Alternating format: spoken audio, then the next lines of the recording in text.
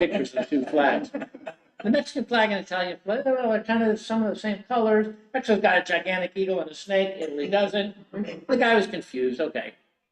So, didn't stop from killing 13 crew members, Mexicans, who they were not at war with. 22 were picked up by the U.S. Patrol and taken to Miami. One of them later died. So 14 dead. This is what it looked like. Wasn't hard to take pictures of these things. You know, they didn't have helicopters, you know, like News 10. They had silver airplanes. These guys could go out and look at that. It's burning. Shipwreckage unknown. 1 week later, after a second sinking, Mexico declared war on Germany, and that was that. This is the W.D. Anderson. I saved this one. It was the second ship sunk along the Palm Beach County coast. It was sunk February 22nd, not long after, around the time for Portillo del Llano. And this guy was on it, Frank Leonard Terry. He had drawn the short straw, and while everybody else was at mess, he and another guy got stuck on sternwatch. And it was February. We all love the weather in February in South Florida, but I don't think you want to be in the ocean in February. It gets a little chilly. So they're standing on the stern, and they saw the torpedo coming. And Frank Leonard Terry, and boom, the ship stood. Frank Leonard Terry jumped off the stern. Anybody here been on a big boat? Imagine jumping off the stern. I don't know. Well, he did it.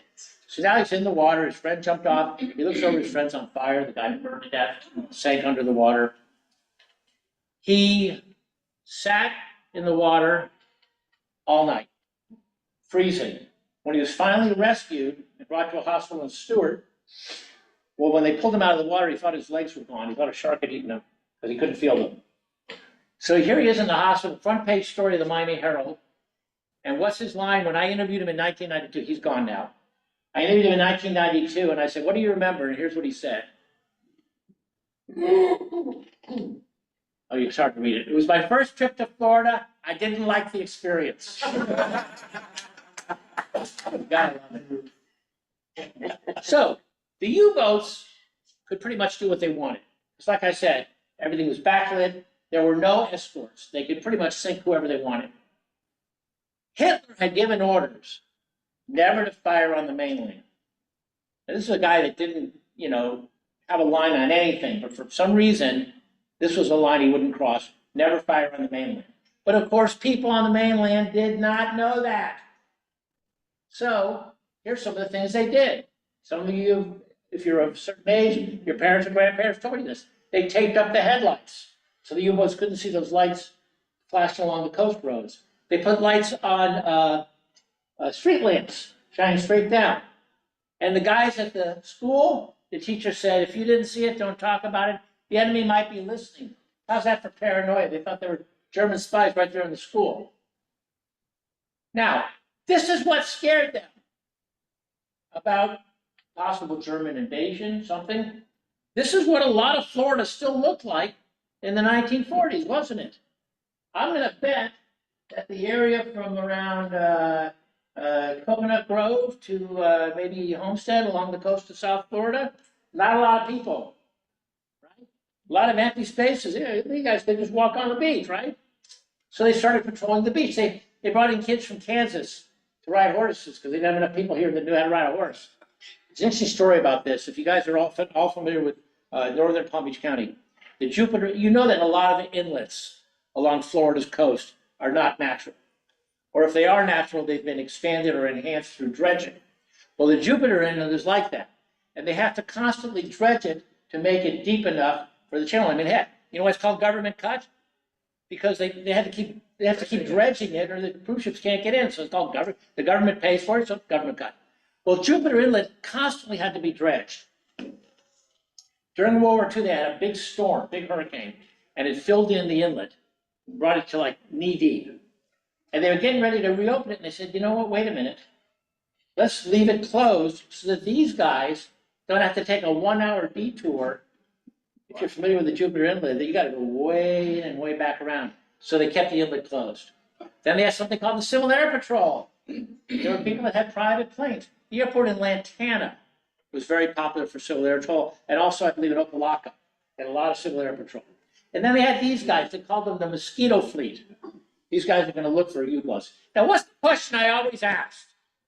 What would they do if they found one? They're supposed to call it in and get the heck out of there. Now, I'm showing you the picture of the Gulf one. This was the last ship to sink during that whole U-boat thing. They were not sunk by a U-boat. The ships, because they were still afraid even in 1943 about U-boats, were traveling without lights. And they collided with another ship called the Gulf Bell, and it sank for 6 weeks. Now, let's look at Florida on December 6, 1941. You think it was a little different than it is now, the day before Pearl Harbor? What do you think? Yeah. Population today is 22.3 million, third nationally. 1941, 2 million. You could put them all in Broward County. National rank was 27, least populated southern state. People always ask, why aren't there more World War II veterans who are from Florida? How come all the World War II veterans were from Texas and New York, California? Oh, that's where the people were. Military installations the day before Pearl Harbor. Anybody want to guess? 8 in 1940. By 1943, 172. And here they are. There were a lot of them. And here's the ones that were in South Florida. They sprang up faster than you could. Now, why did they put so many military bases in Florida? Weather. Well, that's one of them. Well, strategic, right? Florida was a very strategic spot in North America. All that coastline, worries about invasion, all, like we talked about, all the commerce coming up from the Caribbean. The third was it was so sparsely populated that it wasn't hard for the federal government to get large chunks of land in places like, I don't know, Homestead, right? Also, at the time, most of the people, people would get reelected to Congress. Well, a lot of it's going on now. You get reelected 4, 5, 6 times in a row. And at the time, even though South Florida was starting to get bottom heavy, right, population, but all the power was still up in the panhandle. They hadn't done that redistricting thing they did in the 60s yet. So all these big panhandle senators and congressmen got reelected time and time again and had seniority in Washington and had very important posts. And they said, we want you to build an Air Force base up here. And that's how we had Eglin Air Force Base, which is so big, it's in parts of 3 counties. So that's why we had all these bases here. Here's where we were. You guys probably can recognize all. One at the top left, Miami Airfield, connected to the airport, Miami Airport. Miami Beach Officers Training School. It was actually, I think, about 3 dozen hotels that were commandeered during the war. Dinner Key, Chapman Field. All my years growing up in high school, I had no idea why it was called Chapman Field. Chapman Field last month. Right. The program is on Chapman Field and Victor Chapman. Oh, okay, I'm stealing his stuff. Okay, you're gonna get some redundancy. And then, of course, Homestead. So, here's Miami Army Airfield, built about a mile southwest of the current site, major training center for pilots. And it's taken 114,000 men, right? Army Air Force's anti-submarine, bombardment group, later merged with the commercial field. I'm sorry, my slides are messed up. Every laptop is different. They later merged and became Miami International. Question. Is the airfield, can you go back 1 slide? Is that airfield what eventually became FIU? No, it became the airport. Because FIU is built on what used to be an airfield. It used to be called Tamiami Airport. That was the Tamiami Airport. And that wasn't a military airport? No, I don't have anything in my stuff that shows that. I think that was afterwards. So where is there today? What is there today? Well, they closed, part of it was on the property where the airport is now, and part of it was right next to it, and they got rid of that, and I think it's like you. Called it Wilcox Field back then. Right, yes, ma'am. The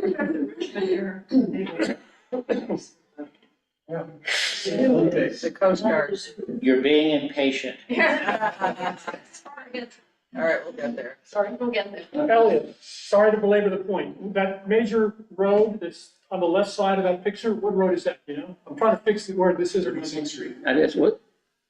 What is it? 36th Street. Yeah, I believe that's 36th Street, yeah. I'll tell you a very quick story about Miami Airport.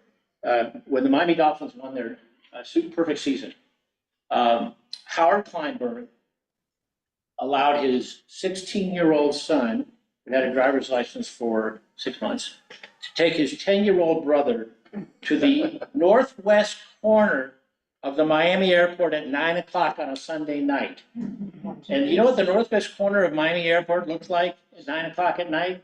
You didn't want to be there as an adult. So why do you say that? It's history. So this is the Opelika airfield. How many of you guys know that Amelia Earhart left? Did somebody talk to you about that? Yeah, no, Okay. no. They had a blip hangar, hold that thought about blips. They had designated a major air station. A lot of stuff was going on in Opelika. 7,200 officers at its peak. Why were you at the northwest corner of the airport? I missed something.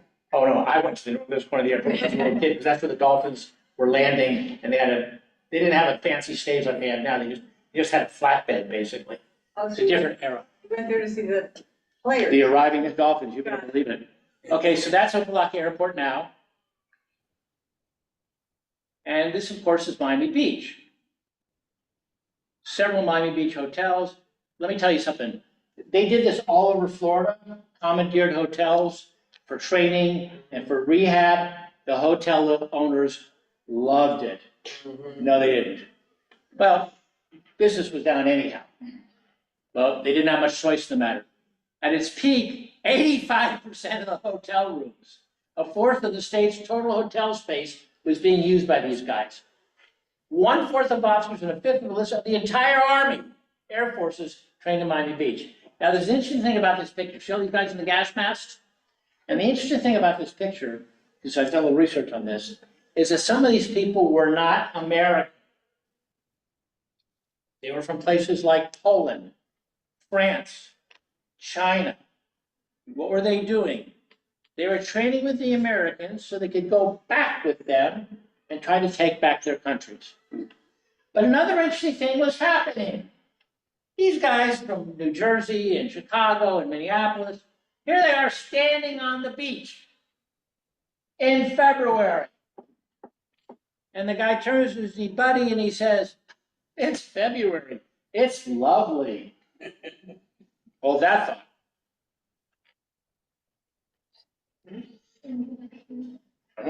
Question, Yes, sir. do you know how much the hotel owners were paid for each room? I don't. I assume they were paid. I'm guessing they were, yeah. So everybody know what this is? Bitter tea. You can see how huge it was. You know, it was, everybody knows it was the Pan Am Seaplane Terminal, right? Yeah. It was a Coast Guard station in 32, and here they were transporting planes. Pan Am ran a school. It's frustrating. Okay, but here's what's interesting. Well, this is what it became, right? My son got married in December, about a block away from this. And we were having dinner right around there.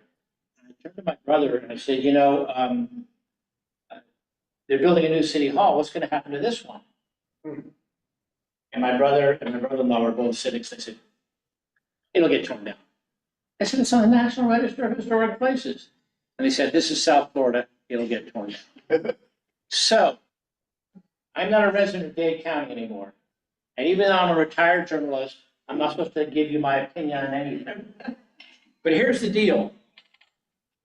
If they don't do anything, that's going to be torn down. No. That's all I'm going to say. So, here's Chapman Field. Old Cutler Road, 136th Street. You know, we used to race our cars down there, right? Victor Chapman, first American pilot killed in World War I. That's something you learned today, right? No, yeah, learned it last one. Oh, did he tell you that? Oh, yeah. That's right, I keep forgetting. Now it's the park. All right, I'll zip through this one since you had Mr. Chapman here. All right, here's Homestead. I couldn't find one picture of the Homestead Air Force Base facilities, just this. This was a pretty big field, 1945, September 15, 45. There was a hurricane, September 15, 1945, okay? Remember that date, September 15, 1945. Smashed Homestead, it got declared inactive. 53, they opened it as a strategic air command base. Gee, why do they have a strategic air command base at the southern tip of Florida? In Cuba. I saw a list 20 years ago, and I didn't save it, and I've been trying for the last 20 years to get it again. And it was a federal government classified list that eventually got declassified from the 50s, listing the first 10 places the Soviets would strike. And of course, the first targets are not population centers. Why would you waste a nuclear bomb on killing a bunch of people? The targets are going to be what? Military. 6 of the 10 first targets were in Homestead, Eglin, McCoy, Space Center, right? So I'm sure when you were working at the Strategic Air Command Base in Homestead in the 50s, it was a little nerve-wracking. So of course in 92 they were smashed by Andrew, came back 2 years later, and it's an air reserve base. Look at this, fighter planes over Miami, right? That's pretty cool. Look at it. Anybody know what that is? Burlingame. Well, sure. Fish around, didn't it? No. Well, that's it. Look it up, look it up. Look at how few buildings there were. And here they are walking down Biscayne Boulevard. I'm trying to figure out where that is. So, some bend on Biscayne Boulevard.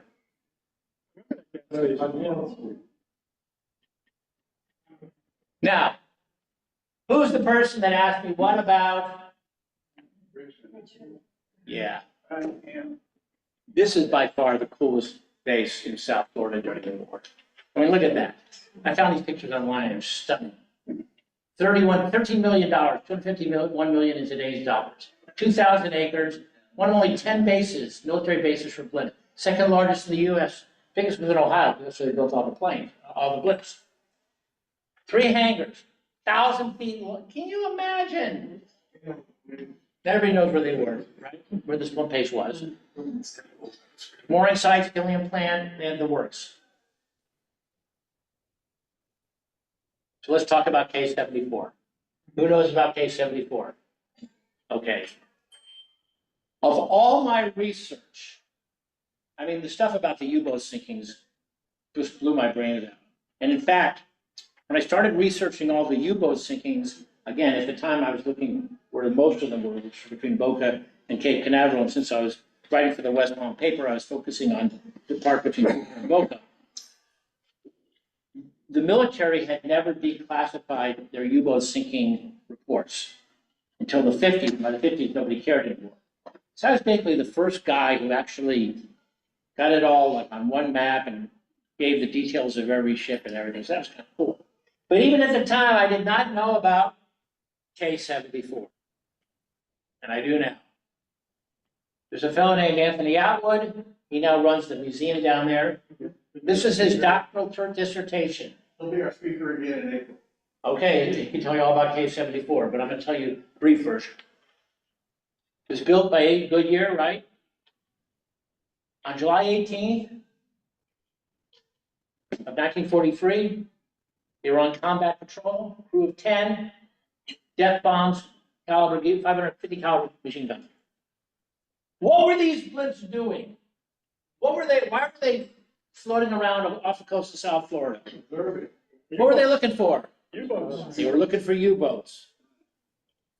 Here's the problem. In a confrontation between a blimp, which is basically a giant balloon, and a submarine bristling with guns, who will win every time? During night patrol off the Florida States, went out at 7 p.m. Radar showed 2 merchant ships in the area. Why was this important? Because there was an investigation later, and the question was, why did the blimp engage the sub? Why were they first to fire? This because their mission was to protect the merchant ships. So they didn't wait. Midnight, they showed U-boat 134. Bombs, gunfire. They did a number on U-370, 134. They damaged it pretty good. But U-boat fired its 20 millimeter anti-aircraft guns. The thing turned nose up, shot up from 250 feet to 1,000. How'd you like to be sitting in that thing? Threatened to flip. The pilot told the crew, jettison the fuel tanks, 380 pounds each. The ship stabilizes, but now it's going down tail first. What's it going down into? It's going into the pitch dark of southern Biscayne Bay. The crew abandoned the ship. They went to go inflate the life raft. And when it started to go, it got loose. And they reached for it, they couldn't get to it and floated away. Now they lost their life raft. The captain said, I'm gonna go in the cabin for my gun. He got into the cabin. Remember, the ship's sinking. The ship is in the water. It has crashed into the water. And it's sinking fast. And he got disoriented and he came out the wrong side. Again, it's pitch black. You couldn't see the crew. So he started swimming and swimming. I'll get back to him. He was rescued. He was on his way to the Bahamas. The rest of the crew was hanging out of the blimp, but they were worried about the U-boat. 4 of the 9 said, we're going to swim away from the blimp because we're worried if we stay in the blimp, we're going to get blown up. They were soon 1,000 yards apart. 7:45 a.m. They were in the water for almost 8 hours. It was July, but still. You want to spend 8 hours in the ocean? No. So just around the time the plane finds them, the blimp sinks. So now there's the 5 guys that were hanging onto the blimp. There's the captain, they don't know where he is. And there's the 4 guys that are 1,000 feet away. And that's when they got a problem. Yeah, sharks. One of the 5 who had stayed near the blimp was bleeding and exhausted. And here came the sharks. They killed him. So we have a member of the military who was killed off the coast of where we're standing by a shark after being shot down by a U-boat. Okay? Who knew? Who knew this? Right? Why this is a movie, I don't know. The other guys pulled their knives, and I don't know if it worked. I mean, I guess it where the sharks left. The U.S. destroyer got them out of the water. Probably the only submarine versus blimp in military history. And once again, they're going to lose every time. The guy, they found the captain, he defended what he did. He said, my job was to protect merchant ships, that's what I did. August 24th in Gibraltar, the RAF got rid of U-134. So good for them. September 15th, 1945, the hurricane I told you about started a fire, burned down the blimp base. 25 blimps, 366 planes. Isn't that amazing? I mean, yeah. So the University of Miami leased it for a while. I didn't even know this until I was doing this research. It was a South Campus for a little while, just a few years. And now it's the Gulf Coast Railroad Museum, the Miami Military Museum, and it's across from Metro City. And I knew that it had been a blimp base, but I didn't know this. That's one of the fun things about preparing these things. There's also a CIA installation to Bay of Pigs. Well, yeah, I'll come back to you guys and talk to you about Bay of Pigs sometime. Because that wasn't the only place. There's a little island off the coast of Fort Myers called Yusefa Island, accessible only by boat. That's where they did a lot of the training. So there were some bases and naval stations around other parts of Florida that are important to note. Fort Lauderdale Naval Air Station, now the airport. Now, there's a picture. There's a guy in this picture. Look closely. He was the youngest Navy pilot at the time in U.S. history. He did bombing runs over Lake Okeechobee. He went out over the ocean off the coast of Lauderdale and Pompano. Anybody recognize him? George Bush. Oh my God. No, look. Oh, Yes. There's actually a film of him being fished out of the water after he was shot down. Pretty amazing. Here they are in front of a hotel in Palm Beach. Here they are at Camp Murphy, north of Jupiter. Anybody know what that is now? You've heard of Jonathan Dickinson State Park? Yeah. It was in the news lately because they wanted to build a golf course there. Yeah. There were 30,000 people training there. And it was a big radar base too. It's beautiful up there if you ever get a chance. Boca Raton Army Airfield. How many guys have driven up? I'm sure you have. Driven up 95, and you get into Palm Beach County, and the road kind of jogs a little, and it's almost like a straightaway. And to your right is that long airstrip of the Boca Municipal Airport. It almost looks like, that's one of the biggest speeding places in Palm Beach County because kids come around that corner and see the airstrip and behind it is FAU. If you ever drive up to that campus, you go in the back and look at these giant parking lots. They almost look like they're old airport runways. So Boca Raton Army Airfield closed. Half of it became the municipal airport and half of it became the FAU campus. Okay? Again, this is another legacy of the war in Florida. All these old military bases got turned into airports and colleges and things like that.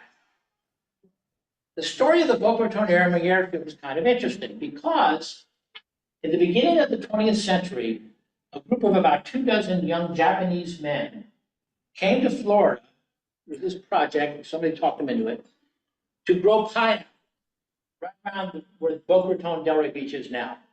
But they didn't really work. Weather wasn't right, the sand and everything, mosquitoes, and so they quit. But there was one young man who was only about 15 years old who had come over and he got stuck here because his sponsor went back and forgot to tell him. So he stayed here and he grew up and he started accumulating land, growing crops. And then World War II came along and the federal government took his land. They took away his shotguns and they froze his bank account. And they told him he couldn't drive down across the county line into Broward to check out his landscaping because he was a potential threat. Why? Yeah, because he looked like this. Anybody ever wondered? Now, there were only about 600 Japanese Americans in Florida, so they didn't have any camps here. But they were harassed pretty good. Anybody wonder why? I mean, there were Japanese Americans here whose grandfather had come over 100 years ago. And there were German Americans in Florida whose grandfather had come over 10 minutes ago. Nobody put German Americans in camps, did they? Why do you think that is? Anybody? Yeah, well, the Germans look like us. Right? So this poor guy was treated very badly. At the end of the war, he got most of his land back. And when he was a very old man, he donated it to Palm Beach County and turned it into the only Japanese museum in the South. This man's name is George Murakami. He's buried there. He said he donated the land because America was good to me. Wow. So, right before America entered the war, RAF, the Brits were desperately in need of RAF pilots because they were getting shot down. Well, they couldn't train them in England, could they? Because there were real planes flying around and trying to shoot at them. So they made a deal with Mr. Riddle. Who's heard of Riddle, right? Embry Riddle? Mr. Riddle opened up a series of airfields across Florida. And this was to train RAF pilots. Came over from England to train in Florida and Houston, Texas, California, Sunbelt states. Officially, because America wasn't in the war yet, England was supposed to pay Mr. Riddle to run these airfields, but somehow magically the money came out of some secret account in Washington. So what are you going to do? Well, during this time, about 24 of these pilots were killed in various training accidents. Well, one of the fields was in Arcadia, if you're familiar with that part of Florida. And the little town of Arcadia donated a corner of its cemetery for these pilots who'd been killed. And they called it a little corner of England, because of the British tradition that anywhere in the world, when you bury a Brit, it becomes a little corner of England. Every year on Memorial Day, I did 2 of them, hundreds of Brits pull up in busloads and have a ceremony to honor these 24 guys. It's very cool. You guys knew that there's tons of Brits here, right? There's all these pubs around here. You go there on a game when they're playing football, which, by the way, that's what football should be called. Don't get me started on that. So, Hitler invades, right? What was one of the first, or the Americans invade Europe? What was one of the first big things that happened after D-Day? Well, it was that they started capturing all these guys, right? These German soldiers. What are they going to do with them? They had no place to put them in Europe. So where did they bring them? England. You're way ahead of me. No, they ran the farms up in middle northwest of the United States. You're ahead of me too. So they needed a place to take all these Germans as POWs. And they brought them to Florida and other parts of the country, but really Florida. How many? 21 of 22 of them. Now, what was one of the reasons why they put these Germans in POW camps across the Sun Belt instead of, like, I don't know, Minnesota? Low population. Farming. Cheaper. It's farming. No, Low population. it was much more mean-spirited. Oh, mosquitoes. That's part of it. If any of you Elevators. If any of you are of Northern European ancestry, you probably have more trouble with the heat than others. So, if you got a bunch of German POWs and you want to make them not be thinking about escaping, you want them to just be thinking about making it till next week.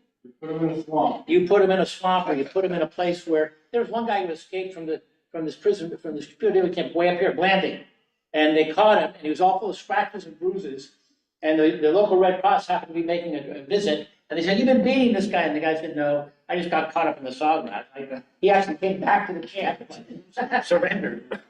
So here's where there were bases down here. You probably know about them. Bellhaven. Oops, went too far. Bellhaven, Kendall, Homestead. Bellhaven. Here's a Bellhaven girl right here. Grew up in Bellhaven. We moved here in 1952, and I lived there until I was about Well, then you know where this was. 12th Avenue, Norfolk City, There's a trailer The park. Walmart. Well, you're getting ahead of me.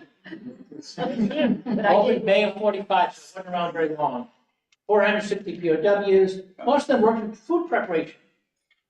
Now it's the Northside Transit Center. Homestead. Homestead was really just a bunch of tents. Now you talk about miserable, right?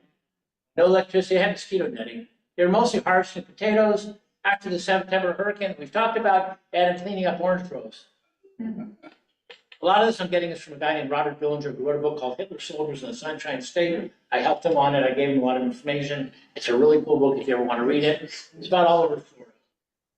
So Kendall, this is the big one. Opened in June of 44. 264 POWs. Most of them worked over in the hotels, right? 2 guys escaped. 5 whole days. Yeah. But for one thing, these guys were dressed in POW outfits with big stripes. And if they removed the POW, let's say they stole some clothes off a clothesline and got out of their POW garb and got into civilian clothes and then got captured, according to the rules of war, you know what they were now? Spies. Saboteurs. Exactly. So they 5 days. It's now the Dayland Transit Station. Okay, give you your bearings. What's the Dade Transit Station? We're the Metro Rail. Oh, okay, Behind Shorty's. Yep. thanks. So here's a piece from my dad's book, Miami the Way We Were, which I'm sure you guys all own a copy. It's one of the most valuable history books, or some biased. But he wrote about the Germans in Dadeland. And you can imagine, there was nothing down there at that point. Here's the POW camp in Clewiston. And I'm including this one for a very interesting reason. On the morning of D-Day, the Miami News sent a young man named Milt Sosin, very young reporter. You might have heard that name. He became legendary. They sent young Milt, up the road to Lake Okeechobee, because that was the biggest POW camp, called Liberty Point. It was near Clewiston. And he got these guys coming in from work, and he said, "What do you think about this invasion?" What do you think they said? "Oh, it'll never work. The Germans are too powerful. The Allies will never win." Now, one of the guys who didn't say anything was this guy. His name was Carl Behrens. And I found out about this guy. He was a young teenager who lived in Bremen in northern Germany. And he got drafted into the labor battalion. He washed planes. And one day he was told, "You're not washing planes anymore. You're now in the military and you're going to a place called Normandy." He got to Normandy on June 7th, got captured June 8th, came to Florida. This is his brother who was as late as 1995, I don't know if he's still living, lived in the same family home in Germany. I found him. I got the newspaper in Bremen to interview him in German and send me the notes. Yeah. He said that his family was what you would call now dysfunctional. Father committed suicide. He said his brother was probably bipolar, but of course in the 40s. But in addition, the German military, they were already in the business of murdering people because of what they looked like or where they came from. But the bigotry was even within their ranks. Because if you were Luftwaffe or Afrika Korps, you were the elite, and anybody else was trash. And the people who got drafted at the end, who got arrested at D-Day, that's who the German high command had drafted when they had no one else. These were the bottom of the barrel. And so they razzed them mercilessly. So here's a guy who was in the military for one day, got arrested, got captured, brought all the way to Florida in the heat, right? Was mercilessly bullied by his fellow Germans. And what did he do? He escaped. Now people are terrified. Now the POW has escaped. He's running around. He's going to murder us. The whole thing. Well, he was out on the lam for about 3 days. That was it. Closed. 3 days later, an FBI agent who I interviewed found him hanging from a tree at the lake local until he died. He killed himself. So I wrote a story, and I called the story, and I didn't write the headline, but the headline said, "A lost soul on enemy soil." And the phone started ringing. Why would you write a sympathetic story about that Nazi pig? One guy said, "Why didn't you write about the POW camps in Europe?" I said, "Well, we don't cover Europe. We cover Clueston, but we don't cover Europe." A guy said, "I'm a Holocaust survivor. How dare you?" One guy said, "I'm looking at your last name, Kleinberg. You must be Jewish. Your parents must be ashamed of you."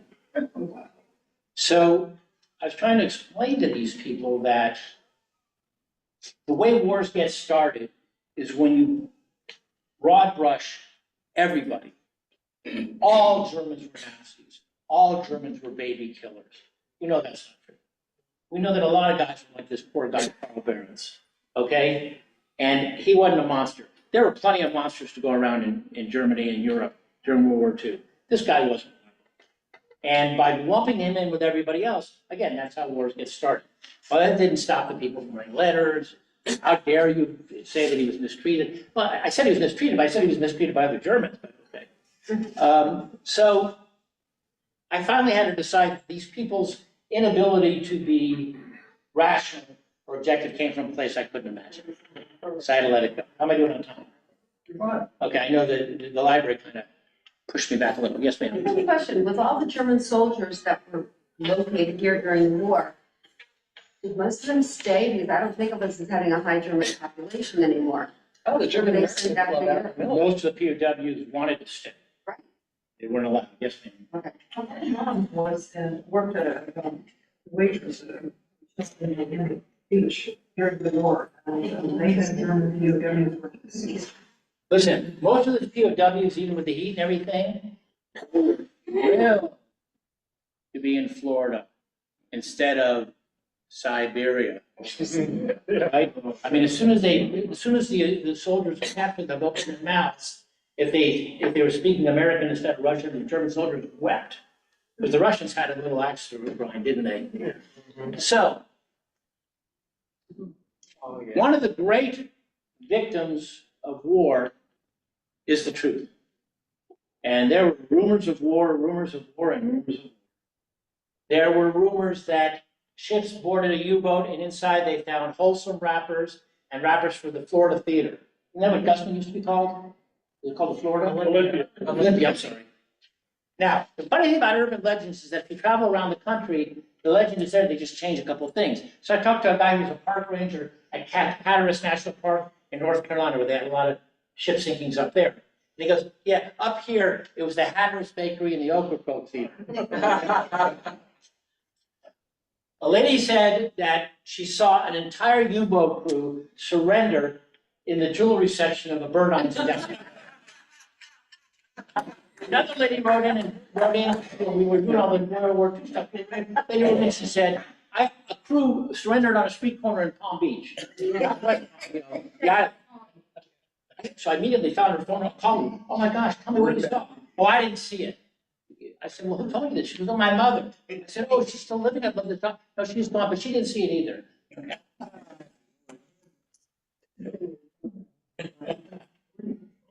Okay. In the 50s, they had something called stag magazines. They weren't what you're thinking. They weren't full of dirty pictures of naked girls. What these were magazines that told stories of manly men doing manly things, like, killing natives whose country they were invading. So I got a hold of this stag magazine, and they actually reprinted this article in their Boca Raton magazine in the 80s. Whoops, went too far. Still going too far.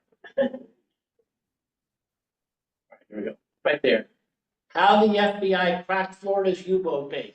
Did you know that the U-boats had a base in Florida? Yeah, okay.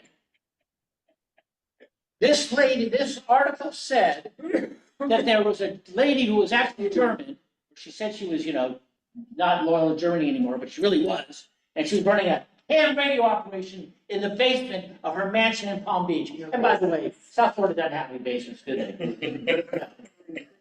And her butler was a member of the Gestapo, and he was a German spy. And they were signaling the U-boats so that they would know where to sink the freighters. One lady said that, this wasn't in the article, but the lady wrote in that the George Washington Hotel, which was a businessman's hotel on the waterfront in West Palm, had a red light that was flashing. And they said, oh, it's SOS signals for the U-boat. What was it? It was for planes landing at PBI, the airport, right?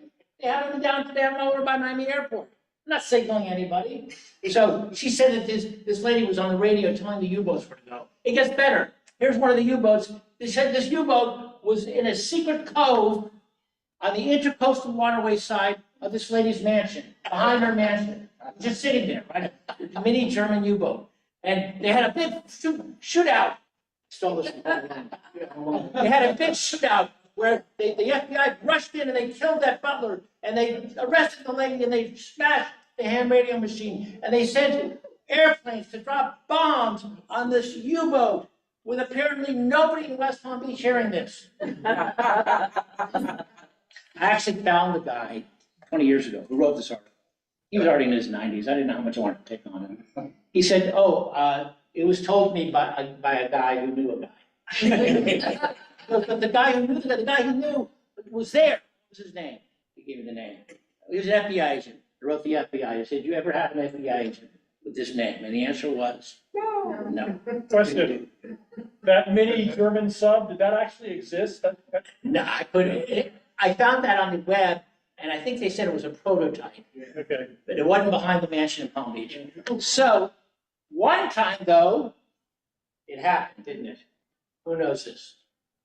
Operation Pastorius, Ponte Vedra Beach. Okay, anybody know what that is? It's down by Jacksonville. These guys, every one of them either had been born in America or had lived in America long enough that they could affect a perfect American accent, but they were in Germany, and they were going to come back into the United States and infiltrate. They were not asked whether to do this. So they were going to land in two groups, 4 at the end at Ponte Vedra Beach and 4 at the end of Long Island. And then they were going to meet in Washington and then spread out and basically commit acts of terrorism. You talk about 9/11. I've always said that if the people that did 9/11 were a little smarter, they'd have waited 48 hours and blown up the bus station in Omaha. Because then the whole country would be terrified, right? Well, that's what these guys were going to do. They're going to blow up the Hoover Dam, St. Louis Arch, right? That big dam up in Washington State. Can you imagine? Well, it never got very far. Meanwhile, back in Florida, they actually found where they had buried dynamite and weapons and stuff. Here's some of the stuff they found. The reason it didn't go well is because of this guy, George Dash. George Dash got to Washington and he decided this was a suicide mission. That if he didn't get killed committing the acts of terrorism, they had already been told, if we catch you trying to go give up, we'll kill you. So he figured he had nothing to lose and turned himself in. The FBI didn't believe him. And so he pulled out a big stack of perfectly clean American currency, because the Germans had gotten it from the bank. And he had like $15,000. Don't you walk around with $15,000 in $100 bills? So these guys were executed as saboteurs. These two were not. This guy named Berger, he got a life sentence. Dash got 30 years. In April of '48, they were both deported, sent back to Germany. Dash did not want to go back to Germany. He thought that America owed him for busting up this fishing. But why didn't they want to do that? Because the FBI did not want to admit that if not for Mr. Dash's dime, the FBI would have never found out about these guys. He wrote a book, self-published, about the whole thing from Germany. Do they have that book in the library here? I bet you they can get it through the interlibrary loan. Take advantage of that. And for years, nobody would believe him. And in the 1980s, a reporter for the Atlanta paper went through the Freedom of Information Act and found out that everything he said was true, that Hoover misled everybody and said that the FBI had busted it up through good old-fashioned FBI raid, which of course was the first time J. Edgar Hoover lied about anything. Which didn't do any good for him. He died in 1991. So Germany quits. War's over, right? Peace is declared. The West Palm Beach Railroad Station, the guys coming back from Europe would fly Europe, Dakar, Senegal, Brazil, Miami. They'd get on a train, back to Camp Landing, put on buses for Ohio, Pennsylvania, California, whatever. The train had to stop for water in the West Palm Station for only 10 minutes, just to get some new steam. And the lady whose husband ran the station, the Seaboard Coastline Station, started meeting the soldiers. They couldn't get off the train. Started handing them cookies through the windows. And pretty soon, thousands of people were coming to the trains to greet these returning soldiers and give them cookies and ice cream and thanking them for their tremendous sacrifice. Right after the war, people started thinking about the U-boat wars and what a disaster that had been. And they said, we've got a problem. And here's the problem. The problem is that no matter where you're going from, like the North Gulf of Mexico to anywhere east, you got to go around that big, giant peninsula. How could we possibly circumvent that, both for purposes of safety against enemies, and also to just cut the trip shorter and save a lot of money? Cross Florida Canal. The Cross Florida Barge Canal. What a great idea. What a terrific idea. Let's just carve a canal through Florida. Does anybody know, and from almost the beginning, people were filing lawsuits trying to stop this. They said it was going to be an environmental disaster. Does anybody know who stopped this? Finally, who finally stopped the money, put a kibosh on it? Howard Kleinberg. I wish. Richard Nixon. Richard Nixon did a lot of, he may not like a lot of things he did, but he was the first environmental president. Yeah. He started the EPA and he stopped the Cross Florida Barge Canal. An interesting story, around 1990, I went up there to do a story. There's a place right here, that's the Oklawaha River. And there's a place right here called Lake Rodman. And what happened was they dammed it for the Cross Florida Barge Canal and it created a reservoir called the Rodman Reservoir. And for years, environmental groups have been fighting to blow up that dam and restore the river to its natural flow because they said when they built the reservoir, it screwed up everything all the way down the river, which Marjorie Stoneman Douglas could have told you that 100 years ago. And so the fishermen said, no, but we love it there. The fishing's great. So I went up there and did a story. I called the congressman. I know he's not here. I was going to talk up in St. Augustine. I'm like, is he here? I said, what's the congressman's position on this dam? And his press spokesman said, oh, he has no position. Like, okay, so he hasn't taken a position. He still wanted to hear everybody's arguments. So I put that in the story. 2 days later, I get a phone call. Mr. Kleinberg, it's Congressman. He says, I haven't a strong opinion. I'm in favor of keeping the dam. I don't know where you got this idea that I had. He says, who told you that? I said, well, it was your spokesman. And he said, well, he doesn't speak for me. So in the movies when the guy takes the phone, he goes, by the way, they're still fighting over this. So, and I'm down a little long here, but you can see how the war was tremendously, was great turmoil for Florida. It was very profound. But with history, there's always an effect. Those old dominoes. You hate them. What are the dominoes? Remember those guys on the beach in February? War ends. The guy goes back to New Jersey. He goes, honey, I trained in Miami Beach in February and it was gorgeous. You got this new bill now that says I can either go back to college or buy a house. So we're buying a house in. So in 1940, Florida had 2 million people. In 1950, they had 3 million. Is that a lot? It's 1.5 in 10 years. By 1970, when I was 14 years old, riding my bike to Palmetto Junior High, we were up to 7 million, now we're up to 23 million. Everything is connected. Ask people you know, and they'll say, my grandfather came down here after World War II. So, this is what they came back to. I forgot I can't give you books. Please, if you get a chance, shine your phone on this and tell the Humanities Council how much you love my talk.